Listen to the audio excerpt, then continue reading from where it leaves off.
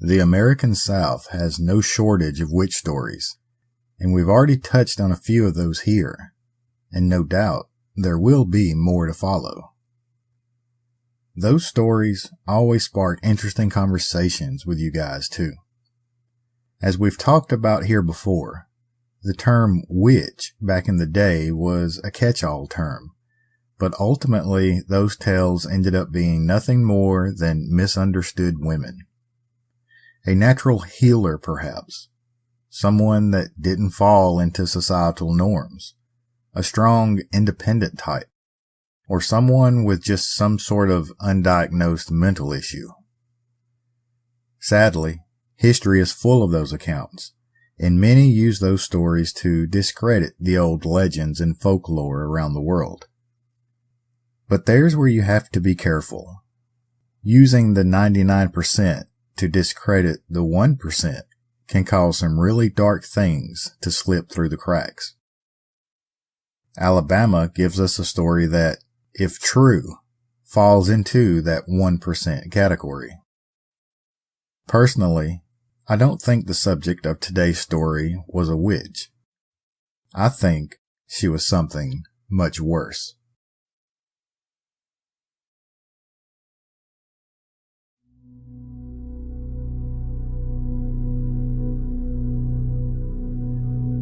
Everyone loves a good, strange, weird, or bizarre story. Well, welcome to the American South, where dark legends and haunted history lurk around every corner. Where superstition, folklore, and a touch of backwoods magic blend with everyday culture. Some say, in order to survive.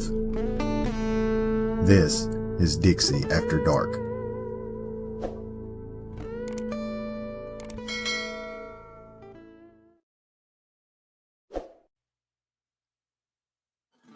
In the 1930s, most of America was suffering from the Great Depression and struggling just to get by.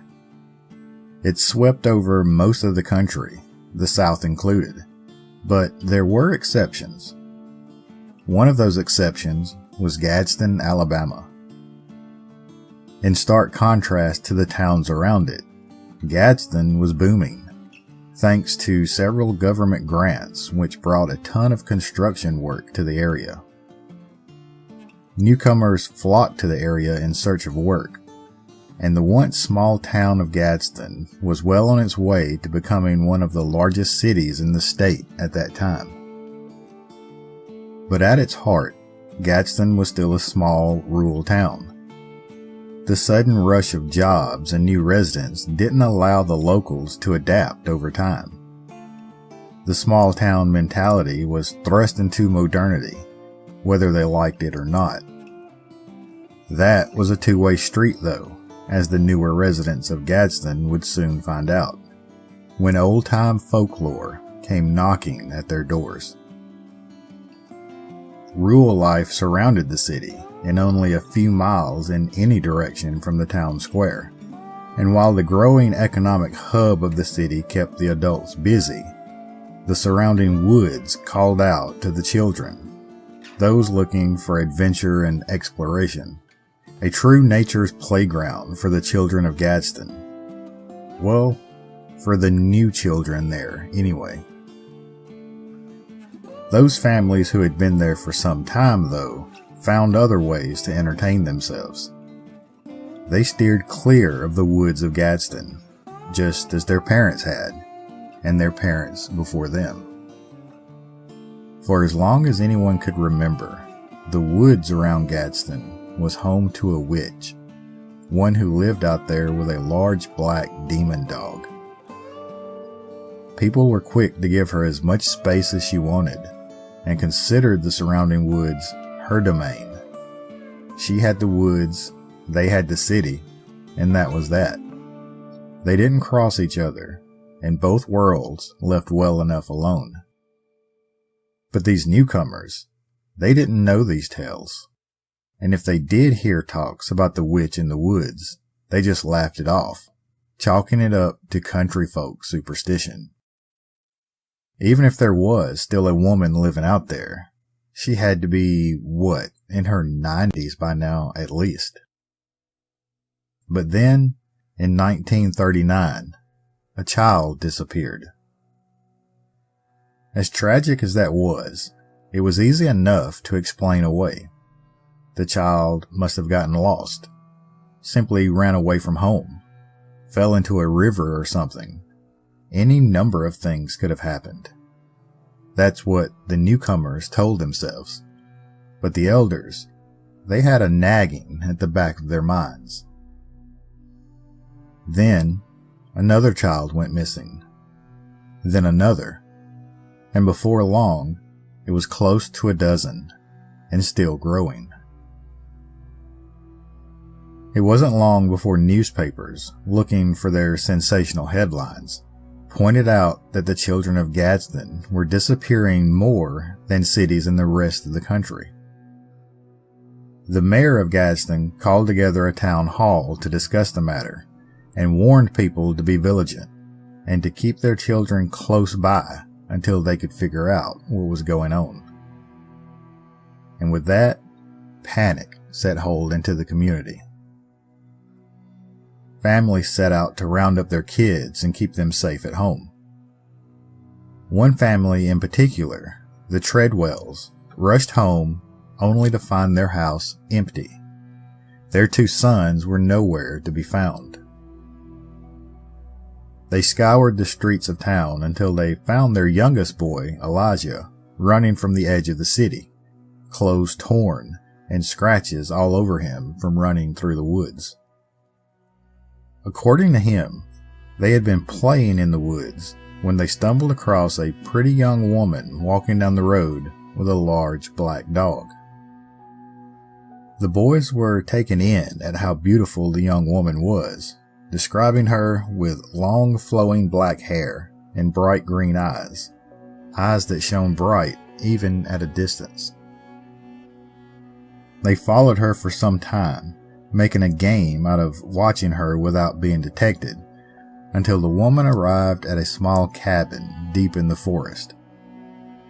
But before she entered, though, she cut her eyes in the direction of the 2 boys with a devilish grin and unleashed her dog. The 2 boys became separated in their race back to town, and now Elijah could not find his older brother. The father gathered up some friends and neighbors to go searching for his lost son. People around him said they knew the place. That cabin stood way out on Hinds Road, and a woman named Sarah Torbett lived there, along with her infant son. The general consensus was that no one knew who the infant Torbett's father was, and that caused some sideways glances around town. So Sarah decided to live away from everyone because of that. But the old-timers, they disagreed. They said Torbett was the name of a witch, one that had always been in those woods. A witch they had always been warned about, even when they were kids. People brushed them off though, saying Sarah must be a granddaughter of Torbett, or a great-granddaughter even. There was no way it was the same person. After all, young Elijah had described a beautiful young woman, not some old decrepit woman with 1 foot already in the grave. But an elderly woman on hand disagreed. She said the description matched Torbett exactly, even the dog. She had seen the witch Torbett with her own eyes when she was a little girl, many decades earlier. She said Torbett must have sold her soul to the devil for eternal youth. Well, witch or not, Mr. Treadwell still had a son missing out there, somewhere in the woods, so he and a group of men set out to find him. Treadwell was careful enough to explain that this was no witch hunt. That was things of centuries past. This was a search and rescue effort. And if by some slim chance Sarah Torbett was involved, then that was a matter for the authorities. With Elijah now safe at home, the men set out from the edge of town to find the missing brother, and to confront Sarah Torbett, but only if need be. The walk down Old Hinds Road was further than they had anticipated, though, and the setting sun had some of the longtime residents of Gadsden on edge. They pushed on, though, a few of them stopping just long enough to put together some makeshift torches. While doing so, though, they spotted a small cave opening hidden amongst the trees. A couple of the men crept closer, thinking that perhaps the young boy had gotten scared and hid inside, but then they were immediately taken aback by a foul stench that came from inside. They turned to the rest of the group, but the Treadwell father and some of the men had kept going in the direction of the Torbett cabin. Not wanting to raise an alarm until they knew something for sure, they let them continue. They couldn't imagine what all was going through Treadwell's mind at that point, so there was no reason to stress him out more until they knew the source of the smell for sure. It could be nothing more than a dead animal, after all.